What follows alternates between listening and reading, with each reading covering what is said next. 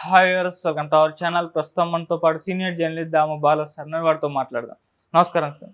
నమస్తే సార్, రోజా గారు తన ట్విట్టర్ అకౌంట్ నుండి వైసీపీకి సంబంధించిన ఫోటోలు కానివ్వండి, లేకుంటే ట్వీట్లు కానివ్వండి, అన్నింటినీ కూడా డిలీట్ చేసింది. బయోలో కూడా జస్ట్ మాజీ ఎమ్మెల్యే అని పెట్టేసుకుంది, వైసీపీ ఎమ్మెల్యే అని తీసేసింది.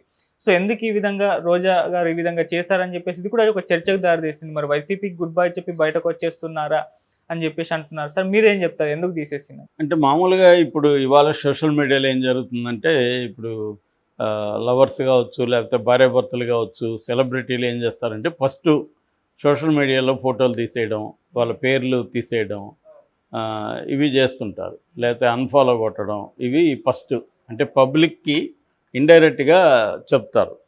సో ఆ తర్వాత కోర్సులో వాళ్ళు మెల్లగా ఓపెన్ అవుతుంటారు. మనం చాలా విషయాల్లో అలాగే చూసాం.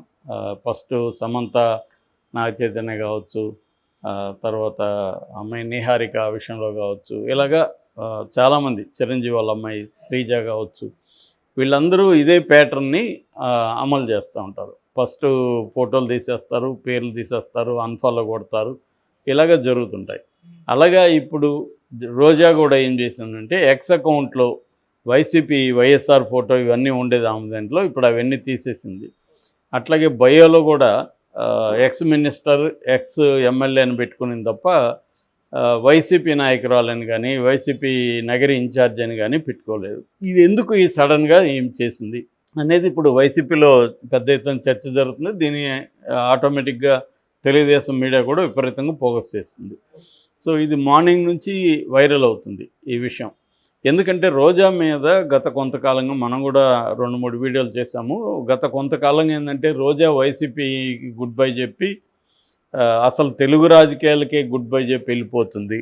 ఎందుకంటే ఆమె మీద ఇప్పుడు తెలుగుదేశం ప్రభుత్వం, కూటమి ప్రభుత్వం ప్రతీకార చర్య తీసుకునే అవకాశం ఉంది. ఎందుకంటే రోజా అంటేనే విపరీతంగా తెలుగుదేశం మీద, ముఖ్యంగా వ్యక్తిగతంగా చంద్రబాబు మీద, లోకేష్ మీద, పవన్ కళ్యాణ్ మీద వ్యక్తిగతంగా దాడులు చేయడం అనేది అందరికీ తెలుసు.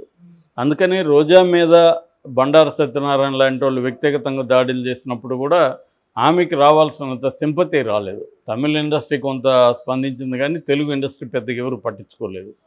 అంటే కారణం ఏంటంటే ఈమె కూడా అటువంటిదే కదా, ఈమె వేరే వాళ్ళని అన్నప్పుడు వేరే వాళ్ళు ఈమెనంటే తప్పేంది అనేది కామన్ పీపుల్లో కూడా ఉంది. అట్లాగే ఆమెను గురించి కూడా చాలాసార్లు చెప్పుకున్నా. ఆమె ఖచ్చితంగా చాలామందికి ఇన్స్పిరేషను. ఒక స్త్రీగా ఉండి ఒక మామూలు ఫ్యామిలీలో నుంచి హీరోయిన్ అయ్యి అక్కడి నుంచి రాజకీయాల్లోకి వచ్చి మినిస్టర్ స్థాయికి ఎదగడం అనేది ఖచ్చితంగా దట్ జర్నీ అనేది ఖచ్చితంగా అప్రిషియేట్ చేయాల్సింది. చాలామంది ఆమె నుంచి ఇన్స్పైర్ అవ్వాల్సిన ఇది. అయితే ఆమె రాజకీయాల్లో ఒక చెడ్డ సంప్రదాయాన్ని కూడా ముందుకు తీసుకొచ్చింది. అది మేబీ పార్టీల కోసం కావచ్చు, పార్టీ నాయకుల్ని ఇంప్రెస్ చేయడం కావచ్చు. తెలుగుదేశంలో ఉన్నప్పుడు అలాగే బిహేవ్ చేసింది, ఇంకా వైసీపీలోకి వచ్చినాక ఫుల్గా రెచ్చిపోయింది. అది పర్సనల్గా అటాక్ చేయడం, చాలా స్కాతింగ్ కామెంట్స్ అంటారు, అంటే కత్తితో కోసినట్టుగా ఉండే కామెంట్స్ చేయడం, పర్సనల్ని టార్గెట్ చేసి వాళ్ళ వ్యక్తిగత జీవితాల మీద మాట్లాడడం, ఇది ఆమె చేసింది. అట్లాగే ఆమె అక్కడ నగిరి నియోజకవర్గానికి సంబంధించి ఎప్పుడు కూడా ఒక ఎమ్మెల్యేగా పనిచేయలేదు. ఆమె ఎంతసేపు హైదరాబాద్లో ఉండి ఇక్కడ జబర్దస్త్ ఇంకొక ప్రోగ్రాముల్లో ఉండడం, దీని మీద ఫోకస్ చేసింది తప్ప ఒక ఎమ్మెల్యేగా అక్కడ స్థానిక సమస్యల మీద పనిచేయడం, ప్రజలకు అందుబాటులో ఉండడం చేయలేదు. దాన్ని తన హస్బెండ్కి వదిలేసింది. అక్కడ హస్బెండ్ కొంతవరకు ఉండి, ముఖ్యంగా అక్కడ ఉండే ఆ వీవర్స్ సమస్యలు ఎక్కువగా ఉంటాయి నగిరి చుట్టుపక్కల, దాన్ని ఆయన పరిష్కరించడానికి కొంతవరకు ట్రై చేశాడు.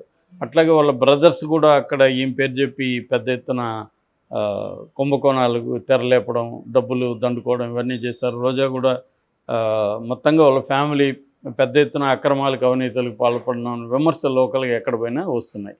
అది ఏ పార్టీ, ఇప్పుడు నేను మొన్న తిరుపతి వెళ్ళి ఉంటే అక్కడ ఇప్పుడున్న తెలుగుదేశం ఎమ్మెల్యే మీద కూడా ఇదే ఆరోపణలు తెలుగుదేశం వాళ్ళే నాతో మాట్లాడారు.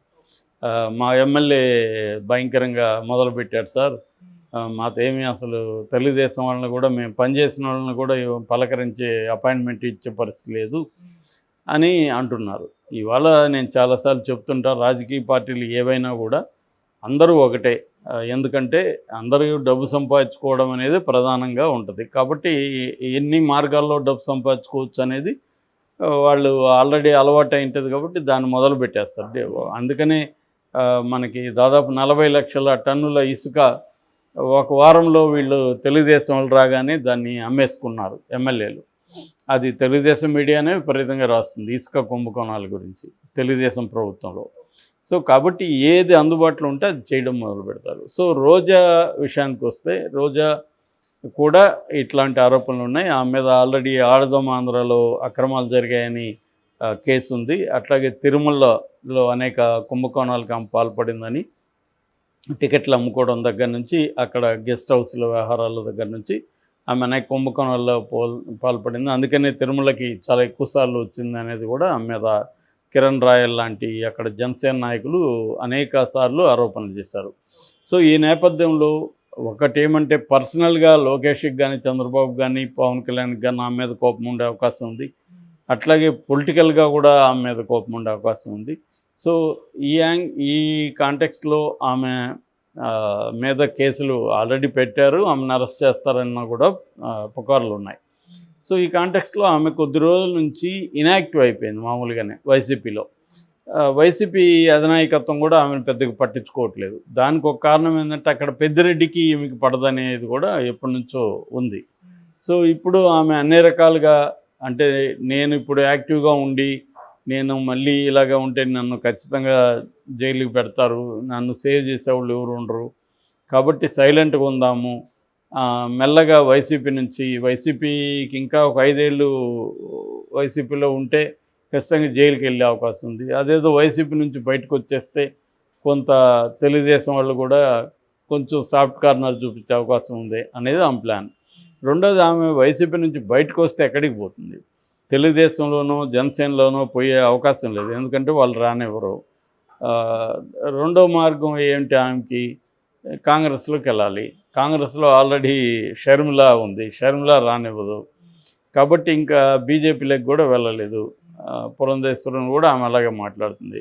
కాబట్టి ఆమెకున్న ఏకైక మార్గం తమిళ రాజకీయాల్లోకి వెళ్ళడం. ఎందుకంటే ఈమె ముందు నుంచి కూడా తమిళ సినిమాల్లో కూడా యాక్టివ్గా ఉంది. వాళ్ళ హస్బెండ్ తమిళ, తను కూడా అక్కడ యూనియన్స్లో యాక్టివ్గా ఉంటాడు. కాబట్టి విజయ్ పార్టీ కొత్తగా పెట్టారు కాబట్టి విజయ్ పార్టీకి కూడా మహిళా వింగ్ నుంచి ఇలాంటి ఫైర్ బ్రాండ్ అవసరం ఉంటుంది. ఈమె తమిళ్ కూడా బాగా మాట్లాడగలదు. తమిళ రాజకీయాలు కూడా ఆమెకు బాగా తెలుసు. తమిళ రాజకీయ నాయకులతో కూడా సంబంధాలు ఉన్నాయి.